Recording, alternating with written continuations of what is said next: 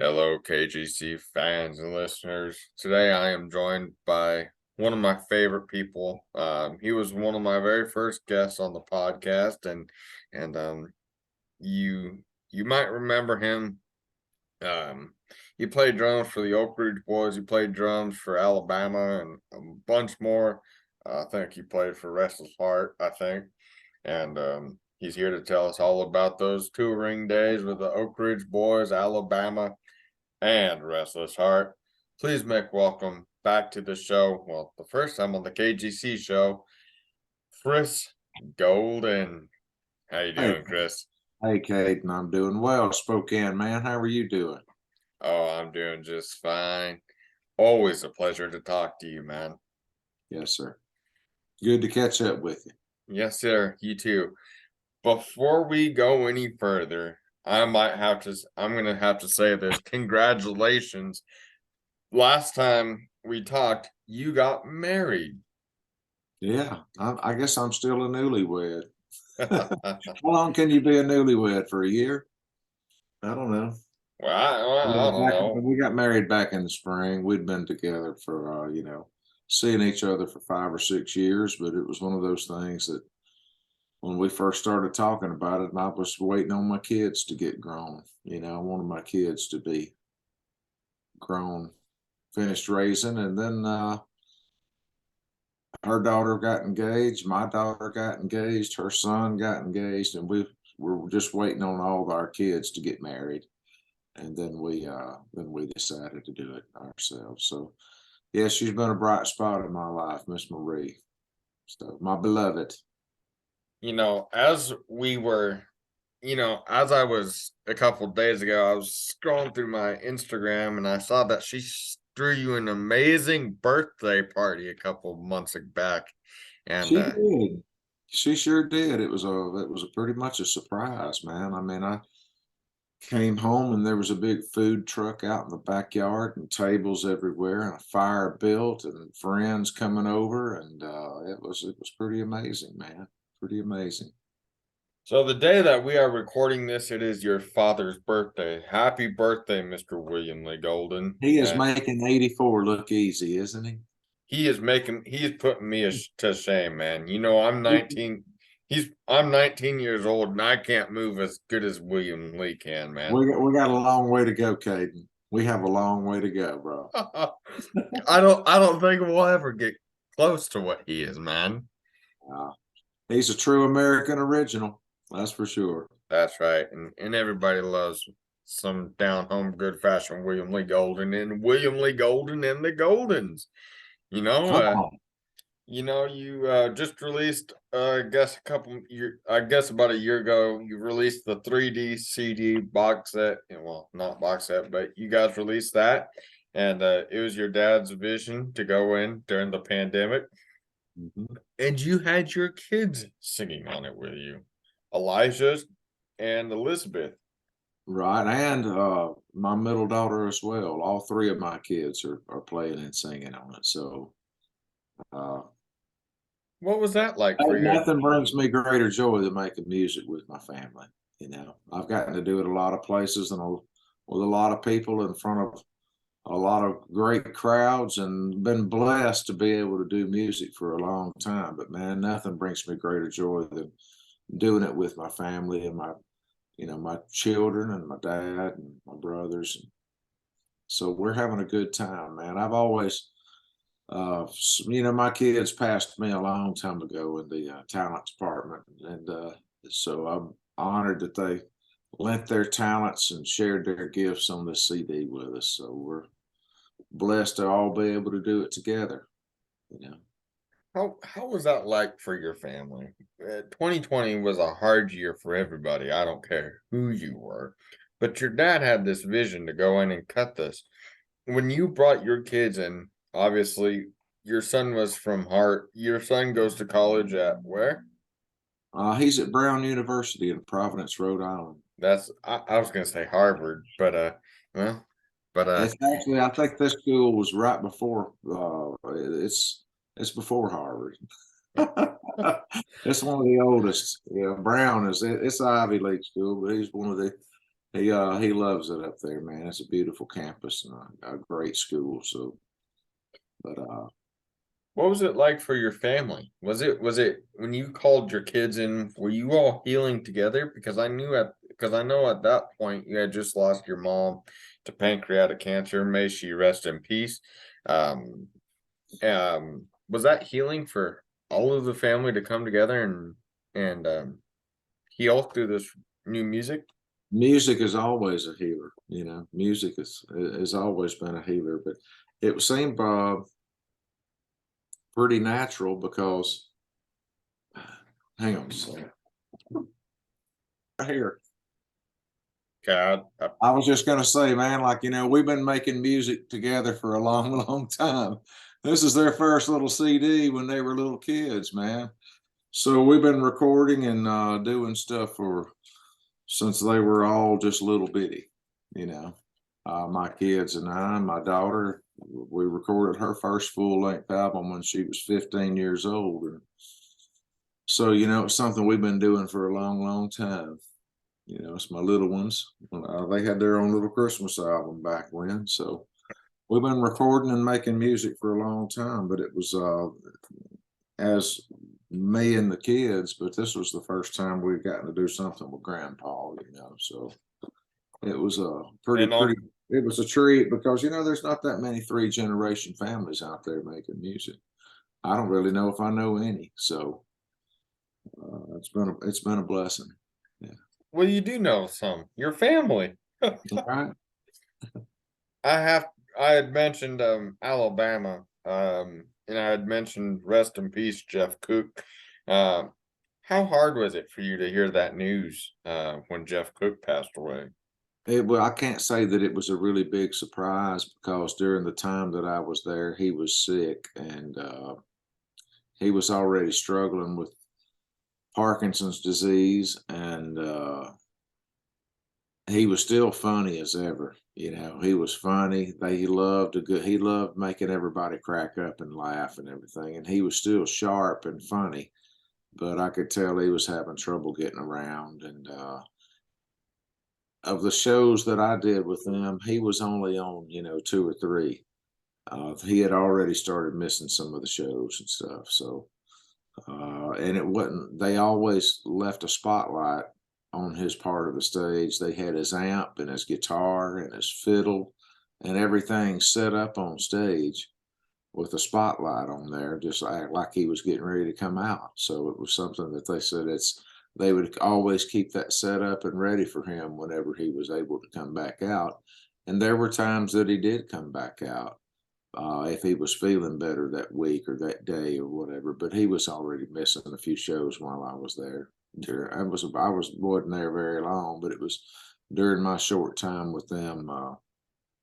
He was already missing shows, so it didn't come as a great surprise to me because I knew that he was sick. And you talk about great musicians, and you talk about great singer songwriters, and you talk about legendary groups. The Oak Ridge Boys come up in that conversation. What have the Oak Ridge Boys been like for you, influential wise? Well, I can't hardly ever remember a time where wasn't listening to them. I mean, my dad joined them when I was only 2 years old, so that was a lot of the first music we ever heard was Oak Ridge Boys, and growing up backstage, and it was pretty natural for me. I mean, I thought they were, you know, they were the top gospel group of their time, and I always thought they were as big as the Beatles back then. I didn't know any different. They always packed them in.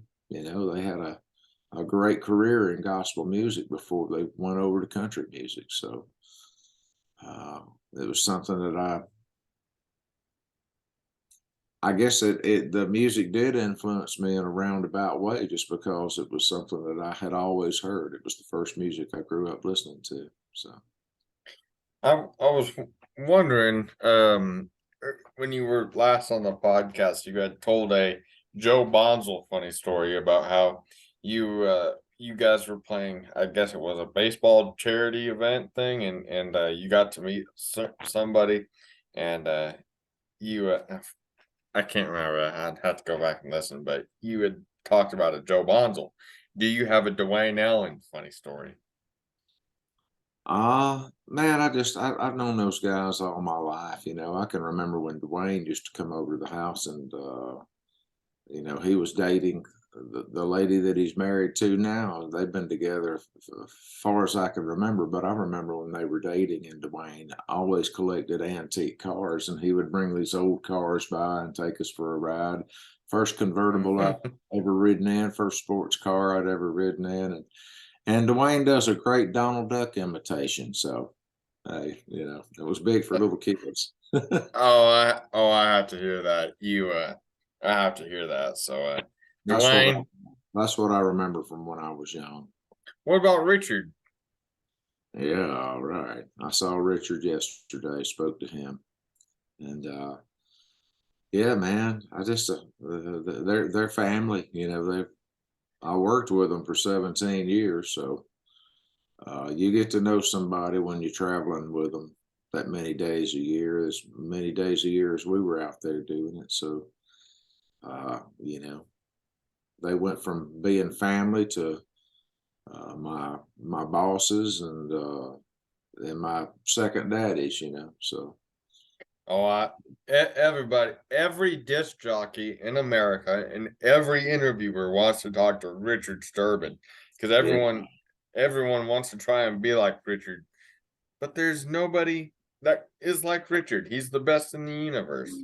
well, there's only one. There's only one who sang with Yeah. two legendaries, the Oak Ridge Boys and Elvis Presley. So there's only one Richard Sturban. But Mhm. I want to ask you a question that I haven't seemed to find the answer to, and trust me, I have been trying to find it. When you were recording this 3 CD record, when you were picking out the bass singer, you picked out Tim Duncan. No, yeah, you picked out Tim Duncan. No, Aaron McCoon. Aaron McCoon. There you go. Sorry, I'm trying to be. It's been a long, rough day. But I was wondering why your dad didn't call Richard and talk to Richard into it. Well, Richard already has a job. So I think Dad had different visions about that, and it was the first time I'd ever really worked with a bass singer as far as a project that I was doing, except for maybe one song per album. We would have a bass singing on maybe one song per album or something like that. But that was more of Dad's vision than ours. The Goldens were always more of the 3-part harmony. You know, we were always more of a 3-part harmony group.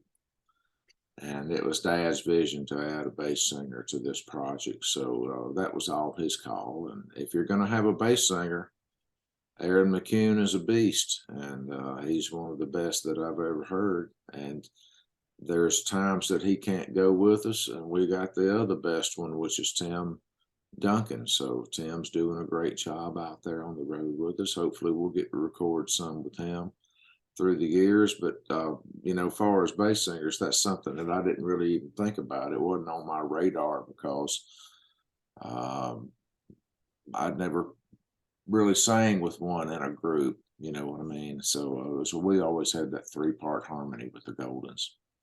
Hey, Never had anybody on the low end, but Dad spent most of his life standing 4 feet from a bass singer, so that was something that he wanted to hear, I guess. And so that's where we brought Aaron in to do some recording with us. Sadly, for us, that he's on the road so much with Daly and Vincent, he can't hardly come out and be with us. But we got a great guy stepping in named Tim Duncan, who was as good as they get too. He was always the hottest bass singer in gospel music for the last 20 years, anyway, 25 years. Tim So Duncan, he is a beast, and so was Aaron, and so is Richard. But I wanna ask you something. I see that golden drum set behind you, and I want to ask you. I want you to tell me the story of you were out with the Oak Ridge Boys playing a Christmas show somewhere, and this guy comes up to you, and you had thought about giving up playing drums, and he said, "Play for the one who gave it to you." Tell us that story, would you? play for the one that gave you the gift. Yeah. I feel like it was a divine encounter. A lot of people.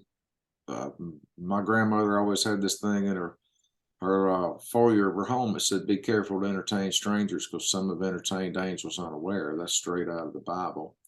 And so at the time, I thought, well, man, this guy must be an angel, because I was sort of in a dark place at the time, and he basically told me I needed to quit playing for the people and the bosses and start playing for the one that gave me the gift. And it changed my trajectory, and it got me out of a dark hole. And I may not know if he was actually an angel, but I do know who sent him, and the timing was perfect. And it sort of got me out of a dark spot in my life, and I went home and started recording gospel music for the first time in a long time. And since I've started on that road, I've been so blessed, man. I've had 8 #1 songs, and so, a piano full of awards over there, man. I've been so blessed by my peers, and just to get a little kudos that I'm those little God winks that I'm doing the right thing for the right reasons. So hopefully I can continue to do that as well.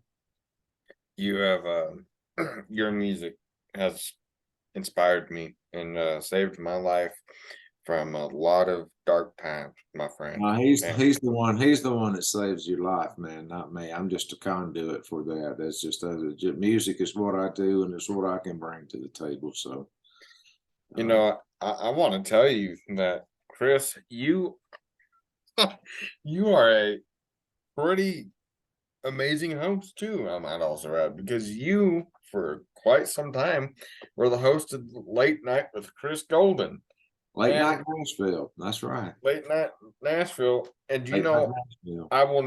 I've never lived in Nashville, never thought about it. No, I have, but I've never thought about living in Tennessee. But I remember I would watch your clips on YouTube of Late Night with Chris Golden and Late Night Nashville with Chris Golden. And I'm like, man, this is the kind of host I want to be, because he's two things. He's great with a crowd, and he's a great person to interview. And that was I loved those. How'd that come to be about? It was kind of a God thing, man. I was actually on that show, and it was not called that at the time. It was someone else's television show, and I was the guest. I was a guest on the show. It was actually the Ronnie McDowell show, and I was a guest on there. And he was going to be missing a week or two, and they asked me if I would guest host the show. And since he couldn't be there, and I thought about it, and I thought, well, I've never really done anything like that, but sure, I'll give it a shot. And I did, and it wasn't much later on that it they were having changes going on with the show, and they offered me my own show. And I said, yeah, and I came up with the name Late Night Nashville, and called in a few markers for some old friends, and got several people to show up and be part of the show there. So anyway, we had a good time while it lasted. And my mom was in town, and at the time she was living up here in Tennessee, and my mom had never really been one to say, "Man, I love your new album," or "That's a great new song," or "Good job on this or that." Uh, Although she was proud of us, she never really was one to if she didn't really mean it. But she was in town while we were taping those television shows, and she said, "Honey, you were really good at that." And it's not anything that I'd ever really done before, but I had a good time doing it, and maybe we'll get a chance to do it again sometime. The Lord works You've mysterious. inspired me, Caden. So it's never too late to be what you might have been. So maybe I'll get a chance to do that again. Well, if you do it again and you do it again, and I'll be watching. I love following you on social media. I love following you really anywhere I can, man. You inspire me to keep doing stuff like this, and then you are you are a blessing, and you are a friend for many, many, many years to come. I hope that both of us can be 84 years old and still be best friends, man. Wouldn't that be wonderful? Oh man, man, I can't talk when I describe your father. You know, your father is so legendary and so He's an American original, man. you know, I get a kick out of the fact that he does his hillbilly jig. And when he does his hillbilly jig, how he moves and his beard and hair go everywhere. Does that inspires me to I'm 19 years old and I can't run like him. Does it inspire you to do the hillbilly jig? Yeah. Yeah, you know, I often do a hillbilly jig, you know, and I often do it but it's not as fun as when Golden does it because his hair goes everywhere. I don't have hair. Well, you got to be a hillbilly first to do the hillbilly jig. See, there's not a whole lot of hillbillies in Spokane, man. Well, downtown Spokane there are, yeah. But Chris, where can people keep up with not only you but William Lee Golden and the Goldens? Man, it's they just released today. They released a new version of Peaceful Easy Feeling. It just came out today. Jeff Panzer produced it and directed it. And we're pretty easy to find, man. It's William Lee Golden and thegoldens.com. We got some dates coming up here, doing another television show next week here in town called the Jimmy Bowen Show. It's on about 4 different networks: Heartland, I don't know if it's on Circle TV, Family Network, Family TV, or something like that. I forget what all channels it's on, but stay in touch with our socials and we'll tell you how you can watch it. And then we're going up to Ohio to do some shows. But man, we're all easy to find. My name's Chris Golden. You can find me on all the socials. My website is chrisgolden.net. I'm pretty easy to find. Same with William Lee Golden and the Goldens. We're all out there on the World Wide Web, man. We're got websites and socials and all that stuff going. So Make sure you follow Chris. Make sure you follow Rusty, Craig. You know, Craig drives tour buses for big people, and you know, Craig, he's my inspiration. I hope to be driven one day by Craig. You know, he's a beast out there, and so is Rusty. And Craig is a legendary driver here in this town. He's been doing it a long, long time, and he's done some of the biggest tours that there are. So like the Jimmy Allen tour. Too. Yeah. Yeah, he got off the Trans-Siberian Orchestra Christmas tour. So that came directly to Spokane, Washington. Yeah, there's a sacrifice to all that, though. You know, Craig only spent I think he was at home 17 nights last year. He got to be home 17 days. That's not a lot. So that means he was on the road 347 days, something like that. I don't know if my math is correct, something like that. Yeah, and no one's gonna judge you. You know, I'm not a mathematician. I'm a drummer. I can only count to 4, right?